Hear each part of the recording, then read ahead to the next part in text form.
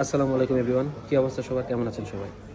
তো আমি আপনাদেরকে একটা জিনিস শেয়ার করি যে আমাদের ছোটোবেলা যখন আমাদের কাছে ফোন ছিল না তখন আমরা জীবনটা কিভাবে কাটিয়েছি, বাট এখন যাদের ফোনে বা যাদের কাছে মোবাইল আছে তখন তারা কিভাবে দিনকালটা কাটাচ্ছে, জাস্ট একটা নমুনা আপনাদেরকে দেখাই।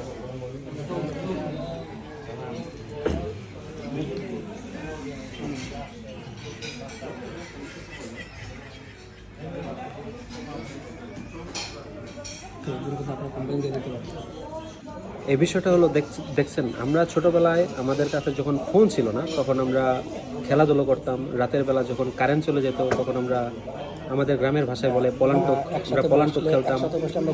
আমরা একসাথে বসলে গল্প করতাম। হ্যাঁ, তো আর এখনকার দিনে দেখেন যখন ফোন চলে আসছে আমাদের কাছে তখন আমরা কি করতেছি, দুনিয়া কোথায় চলে গেছে আর আমরা কোথায় চলে গেছি। আমরা আমাদের ছোটোকালটাকে খুব বেশি মিস করি।